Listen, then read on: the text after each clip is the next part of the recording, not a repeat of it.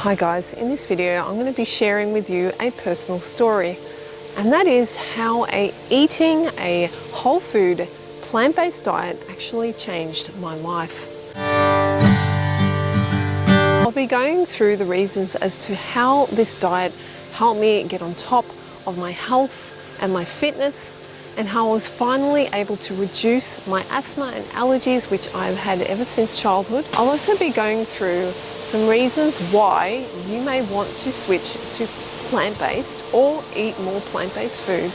Physicians tell us the benefits of eating a plant-based diet, so I'll be going through some of the reasons why it may be better for your health to eat this way. Well, my name is Helen from Spirit Being Life, and I love to share information on health and well-being, spirituality, and of course healthy recipes to inspire, uplift and create. And if you found this video useful, don't forget to like or leave a comment below.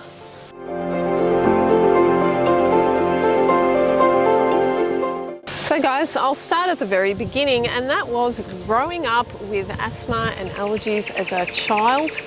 I struggled with this through childhood, and I had to take medication. I continually saw an asthma specialist, and it never went away, even though the asthma specialist told me that usually people lose their asthma and allergies as they grow up into adulthood, but that just didn't happen for me at all. In fact, it actually got a little bit worse. I remember being at school and I could never keep up with the other kids.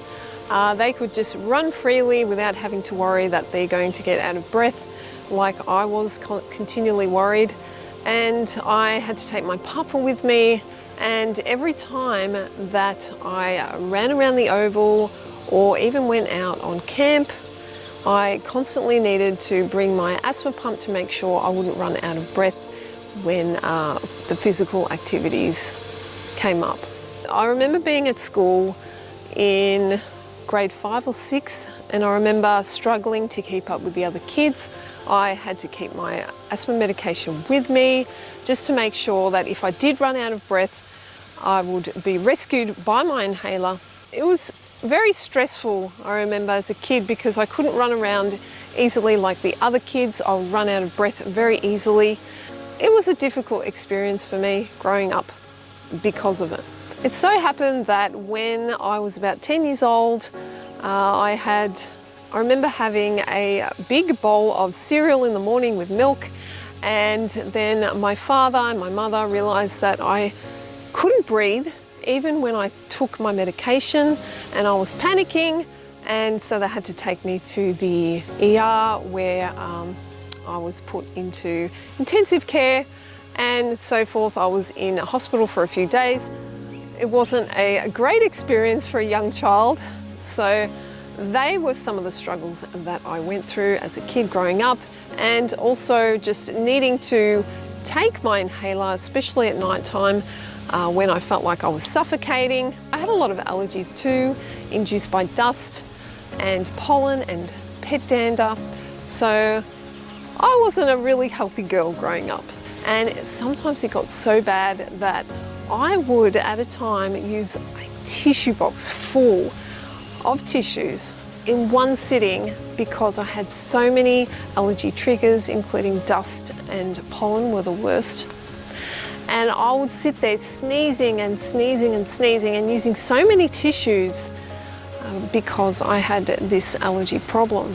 Now, when I went to specialists, they told me that there is no cure for asthma, and that usually asthma reduces by the time you grow up into adulthood. So I thought that maybe that would happen to me, but no, it didn't. Unfortunately, through adulthood, I still had asthma and I still needed my medication, which was not a fun experience.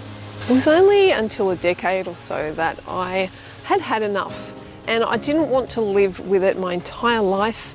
So I looked into researching alternative ways for me to either reduce the asthma, at least get it under control so I didn't need to take medication. And that took me a lot of years of study to find natural solutions, which one of them was to eat plant-based. And I began to eliminate dairy products, eggs, which I discovered was a massive trigger for asthma and allergies for me. I began to eliminate dairy products and animal products, meat, even fish from my diet, and even the very act of doing that helped my health and my vitality. I had more energy than I ever had before, and I felt great. Finally, I was able to get on top of my asthma and allergies. I was able to exercise without needing my medication. And it's only until recently where my breathing became so much better that I really need my medication these days. So guys, when I first started this channel, I decided to go on a 30-day raw food challenge. Now, I've been on and off raw food for a few years, and so I wanted to show you guys the improvement that I felt with my energy, my breathing, whilst on this diet, and I felt so amazing. If you guys want to check out my 30-day raw food challenge, I'll just leave a link here. So during that 30-day period, I was eating mostly raw food, 95% raw, fresh salads and zucchini pasta, also lots of fresh fruit and juices, and I felt so amazing. I love being on raw food. The only problem I had with that raw food challenge was that I was starting to lose too much body fat and weight and getting too thin. So it just goes to show that plant-based foods really do help with weight management, but I didn't end up staying on it because of that. Otherwise, I never felt better when I was on raw food. I had absolutely no breathing or allergy issues. I felt amazing. So even being able to incorporate raw foods into your existing diet is a fantastic idea to aid in your health and vitality. So I eventually started to eliminate animal products from my diet over time, and I felt that the more that I did that, the better that I felt. I had more energy. I was able to get fit and to run around without needing medication. I was able to do my trampoline and running, and also my yoga that I do in the morning without any issues at all. There's many schools of thought when it comes to diet, and many physicians will say the opposing thing. It's up to us in the end to have our critical thinking hats on and to look through the research ourselves and decide for ourselves what is right for us. So anyway, that's what I ended up doing. Through experiencing this diet, I can really tell you that it helped me in more ways than you can imagine. Research and studies tell us, as well as physicians, tell us that eating a plant-based diet can really aid in many ways. And one of them is a lower risk of cardiovascular disease, as well as being able to reduce your weight, and also the possibility of reversing type 2 diabetes and reducing the risk of certain types of cancers.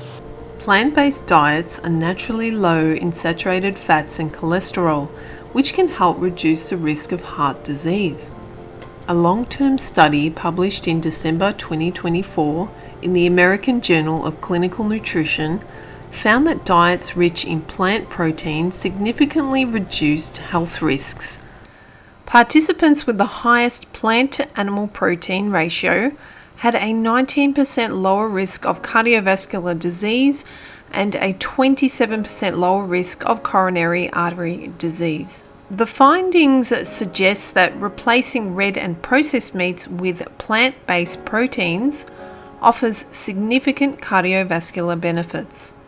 Adhering to a healthy plant-based diet is linked to a 24% reduced risk of type 2 diabetes. This benefit extends beyond weight management, including enhanced glucose metabolism, reduced inflammation, and better kidney and liver function. But conversely, an unhealthy plant-based diet high in refined and sugary foods can raise the risk of type 2 diabetes by 37%. So emphasizing whole, nutrient-rich foods like fruits, vegetables, nuts, and legumes is key to effectively preventing diabetes. If you're interested in learning more about plant-based eating, I highly recommend checking out the Physicians Committee channel. They cover a wide range of topics on veganism and provide answers to common questions, offering valuable insights into nutrition and health. I just want to note that there is a difference between whole food plant-based and vegan. Now, vegan is a very general term that can mean that you can also include a lot of processed plant foods, and that are foods that have a lot of saturated fat or cholesterol that aren't really healthy for you. It's great to see that at the supermarket there are many plant-based options these days, although I would look out for ingredients as not all of them are actually healthy. What I opt for, what I eat, are whole foods that have not been processed as much or have been minimally processed, such as whole grains. If I eat bread, I try to eat whole wheat bread. I also cook a lot at home because you know exactly what goes into everything as you cook your own food. Now, I believe for any diet to be successful, it needs to be well balanced.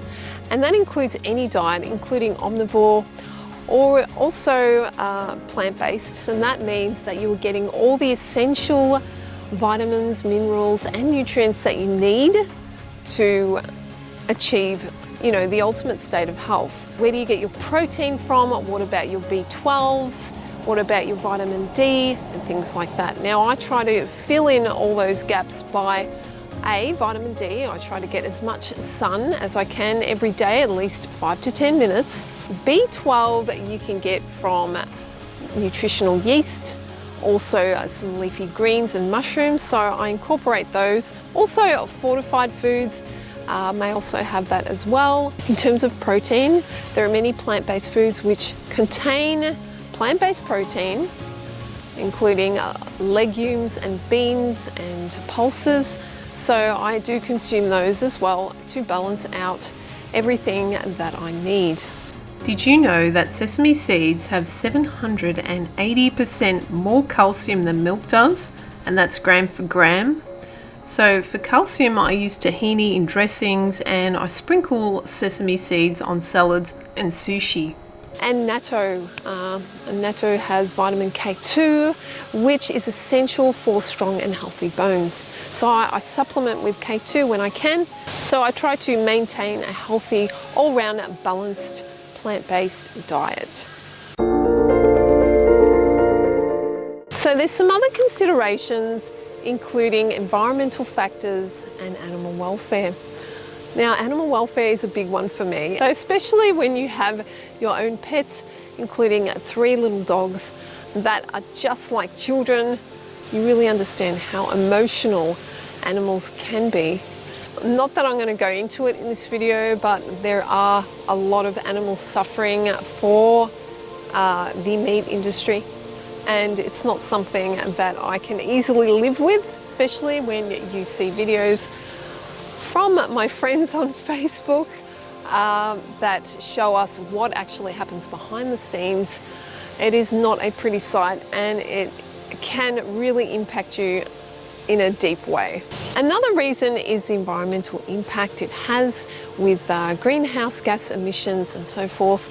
A lot of land needs to be cleared for the meat industry. This can really affect the environment, and chopping down rainforests and trees. Adopting a plant-based diet significantly reduces environmental impact by lowering greenhouse gas emissions, conserving water, and decreasing land use. Livestock farming is a major contributor to methane and carbon dioxide emissions, whilst plant-based agriculture produces far fewer pollutants.